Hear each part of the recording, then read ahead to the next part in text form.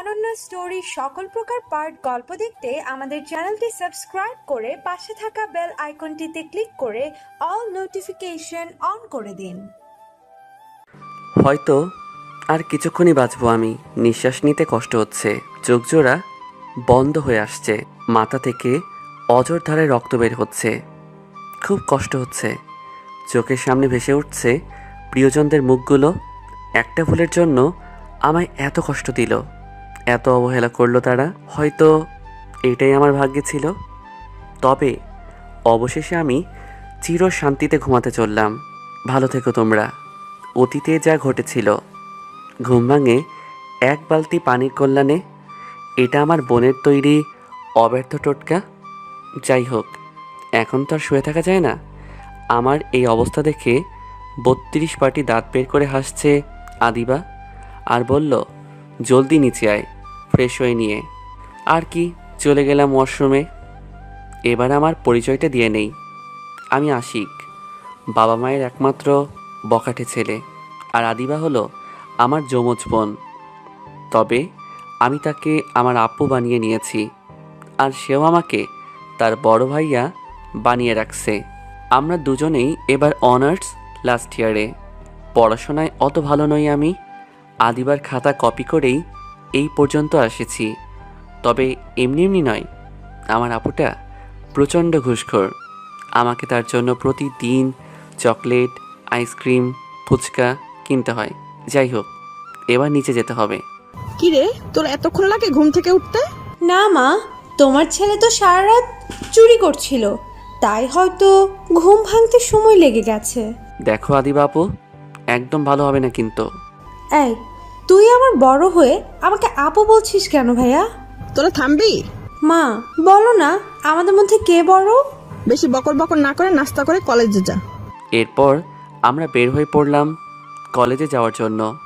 আমাকে কলেজে সবাই সম্মান করে, কারণ আমার নিজের একটা গ্রুপ আছে, একটু বখাটে টাইপের। এই জন্য আমার বোনকে বিরক্ত করার সাহস করা হয় না। এতে আমার বোন একটু আমার প্রতি বিরক্ত। যাই হোক, আমার বোনকে কলেজে নামিয়ে দিয়ে চলে গেলাম অন্য একজনকে বিরক্ত করতে। তার নাম হলো আখি, অসম্ভব সুন্দরী, আমাদের অফিসের ম্যানেজারের মেয়ে। এবার অনার্স প্রথম বর্ষে। 3 বছর ধরে পিছনে পড়ে আছি, কিন্তু এই মেয়ে আমাকে দেখতেই পারে না। 3 বছরে আখিকে কতবার প্রপোজ করেছি তার হিসাব নেই।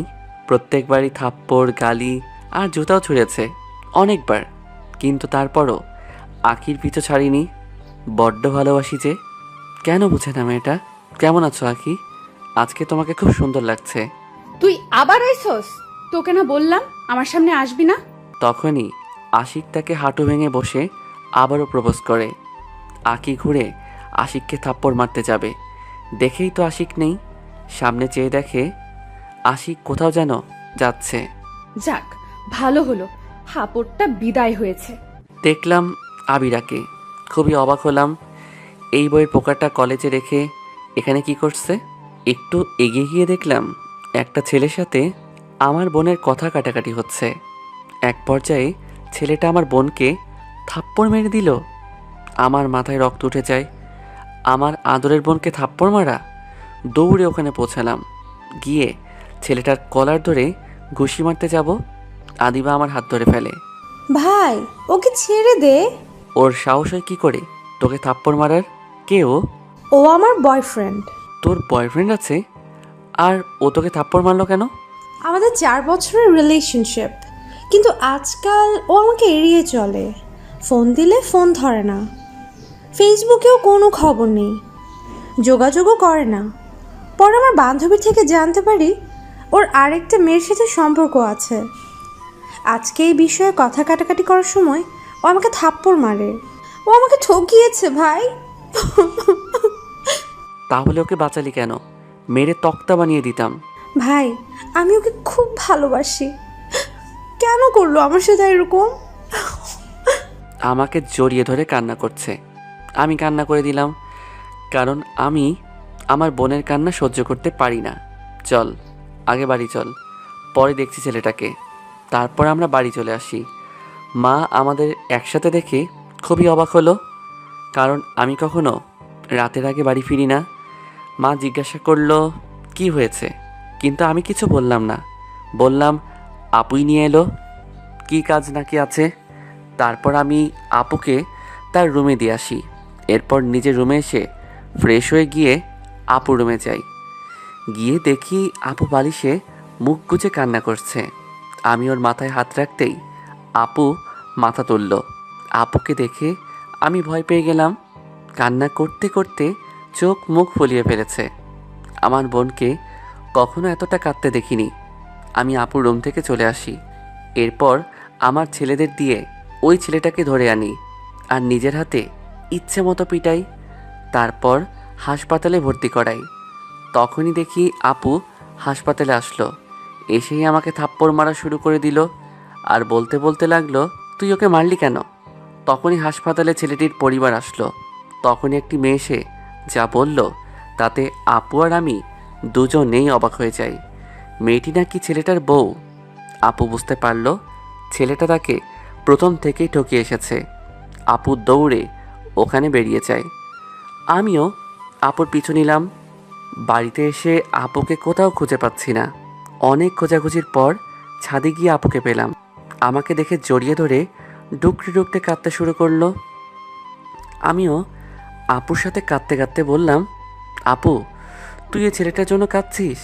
দেখিস তোকে ওই ছেলের 1000 গুণ ভালো একটা ছেলের সাথে বিয়ে দেব, যে তোকে খুব ভালোবাসবে।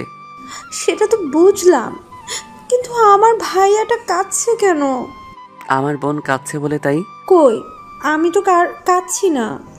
এরপর আমি আদিবাকে নিজের হাতে খাইয়ে দিয়ে ঘুম পাড়িয়ে দিয়ে এলাম। খুব কষ্ট পেয়েছে মেয়েটা। এরপর আমি বাইরে এসে দেখি মা বাবা দাঁড়িয়ে আছে। তখন আমি তাদেরকে সব কিছু খুলে বলি। তখন বাবা বলে, অনার্স পরীক্ষার পর মেয়েটার বিয়ে দিয়ে দেব, তাহলে সব ঠিক হয়ে যাবে। তুমি কি কোনো ভালো ছেলেকে চিনো নাকি? হ্যাঁ, আমার অফিসেই কাজ করে, ছেলেটা খুবই ভালো। এরপর আমি আর আপু দুজনেই ছেলেটার সাথে দেখা করি। ছেলেটা একটু ভীত টাইপের, তবে আপুর নাকি পছন্দ হয়েছে। আমার মনে হয় সব মেয়েরা এটাই চাই, যাতে বিয়ের পর স্বামীকে নাকে দড়ি দিয়ে ঘোরাতে পারে। তবে আমারও ভালো লেগেছে এই জন্য যে ছেলেটা এতিম সম্পর্কের মূল্য বুঝবে। বিয়ের পর আপুকে নিয়ে আমাদের বাড়িতেই থাকবে, সব সময় আপু আমাদের সাথে থাকবে। দেখতে দেখতে আমাদের পরীক্ষা শেষ হয়ে যায় আর সেই সাথে ধুমধাম করে আপুর বিয়েটা হয়ে যায়। সবাই খুবই খুশি। কিন্তু তখন একটা ফোন আমার পুরো জীবনটাই বদলে দিল, সেই সাথে আমার পরিবারেরও। ফোন রিসিভ করার পর ওপাশ থেকে আমার বন্ধু নিলয় বলল, আঁকি নাকি অন্য একটা ছেলের সাথে আছে। ছেলেটা নাকি আঁকির বয়ফ্রেন্ড। শুনে তো আমার মাথা গরম হয়ে গেল। আঁকি আমার ছাড়া আর কারো হতে পারে না।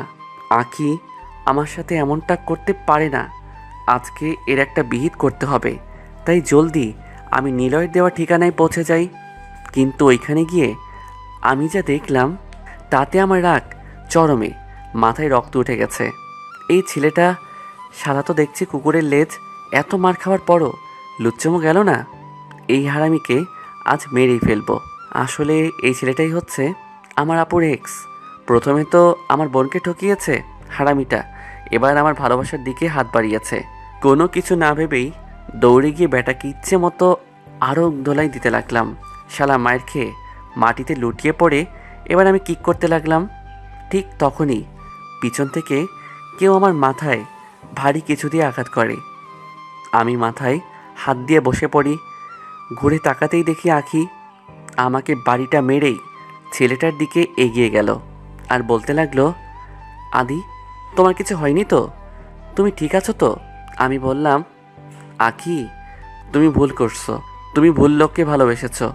এই কুত্তার বাচ্চা তোমার ভালোবাসার যোগ্য না। এ একটা ঠকবাজ। এই ছেলেটা আমার বউ। আরে জানি জানি, তোর বোন তো একটা বেশ্যা। সে আবিরকে নিজের যৌবনের জ্বালা মেটানোর জন্য ব্যবহার করেছে। তুইও তোর বোনের মতোই একটা লুচ্চা ইতর বদমাইশ। আমার মনে হয় তোর বাবা মাও ওরকম ছিল। আরে ভালো মানুষের ঘরেই তো ভালো মানুষ হয়। তোরা তো। চিৎকার করে কথাগুলো বলল। এবার রাগে আমার শরীর কাঁপতে লাগলো। আমার কানে কানে বারবার আঁকির কথাগুলো ভাসতে লাগলো। আমাকে কিছু বললে আমার কিছু আসতো যেত না, কিন্তু আখি আমার বোনকে নিয়ে এত খারাপ কথা কি করে বলল? আমার মা বাবাকে যা নয় তাই বলছে। আমি তখন রেগে গিয়ে আখির গালে থাপ্পড় মেরে দিলাম। থাপ্পড়টা এতটা জোরে মেরেছি যে আখির কান দিয়ে রক্ত বেরিয়ে এলো আর সে নিচে পড়ে গেল। তখন আমি ওর চুলের মুঠি ধরে উঠালাম। কি বললি তুই? তোর সাহস তো কম না? আমাকে যা বলেছিস বলেছিস, কিন্তু পরিবারকে নিয়ে এত খারাপ কথা বলার তোর সাহস কি করে হলো? এই বলে আরেকটা চড় মারলাম। তারপর আবার চুলের মুঠি ধরে উঠিয়ে বললাম, আজকে তোর সব তেজ আমি মিটিয়ে দেব। তোর এমন অবস্থা করব যে সারা জীবনেও ভুলতে পারবি না। তারপর আমি আকিকে ওখান থেকে তুলে নিয়ে একটা ফ্ল্যাটে আসি আর ওই আদির বাচ্চাকে আমার লোকদের হাতে দিয়ে আসি। আমার রাগ এখনও এতটুকু কমেনি, বরং আকিকে দেখে আরও 1000 গুণ বেড়ে গেলাম।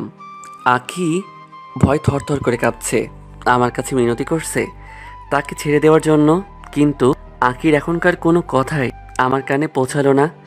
আমার কানে সেই কথাগুলোই বাজছে। এবার আমি আখির দুহাত ধরে দেয়ালের সাথে চেপে ধরি। এবার আখি চিৎকার করতে লাগলো, কিন্তু আখির চিৎকার কেউ শুনতে পাবে না। বাইরে মুষলধারে বৃষ্টি হচ্ছে। আখির এরকম অবস্থা দেখে যেন আমি নর পশুতে পরিণত হয়ে গেছি। আমি হিতাহিত জ্ঞানশূন্য হয়ে গেছি। আখির ঠোঁটে একটা লম্বা কিস করি, তারপর আখি আমার মুখে থুতু মারে। এতে আমার রাগটা আরও বেড়ে যায়। এবার আমি কিস করে আখির ঠোঁট কেটে দেই।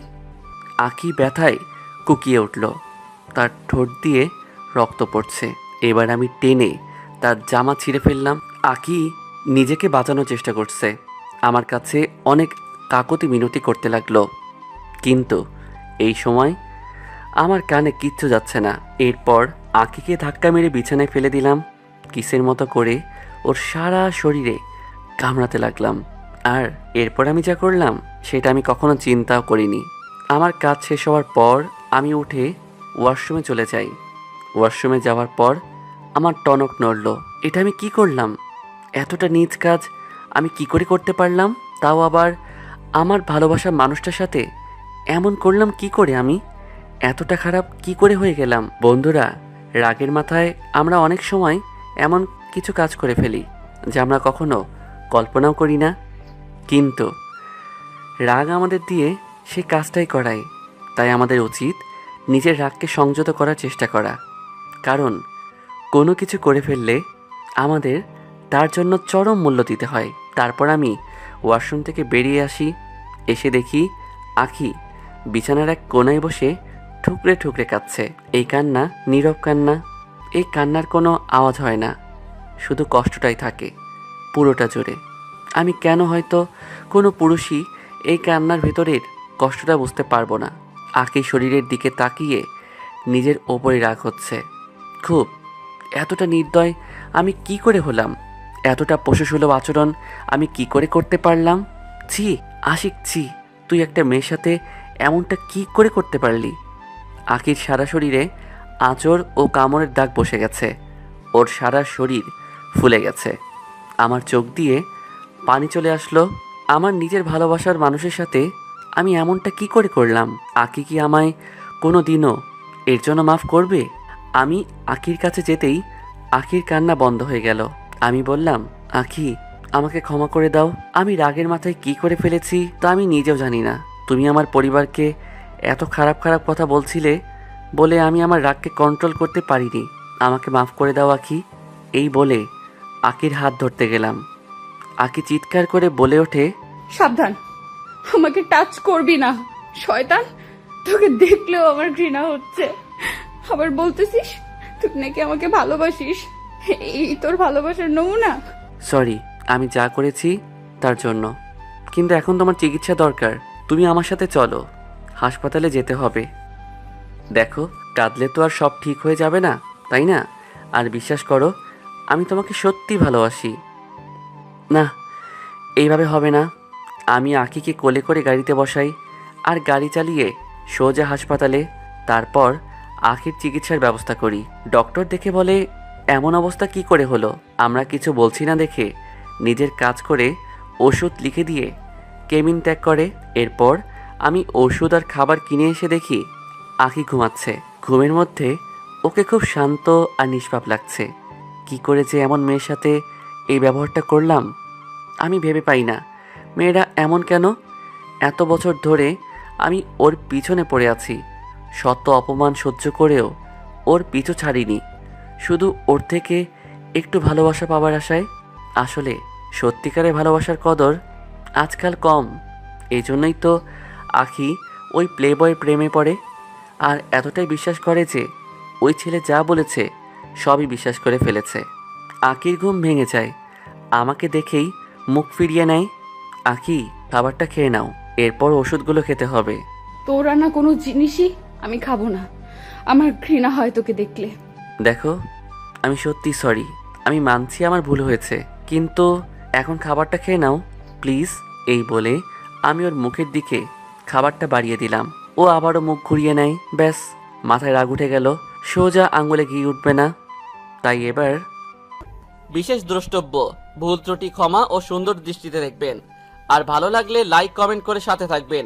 আপনাদের লাইক কমেন্ট দেখলে মনে হয় গল্পটা আপনাদের ভালো লেগেছে এবং আপনারা গল্পটা পড়েছেন, আর তাতে করে আমারও পরবর্তী পর্বটা দেওয়ার আগ্রহ বেড়ে যায়।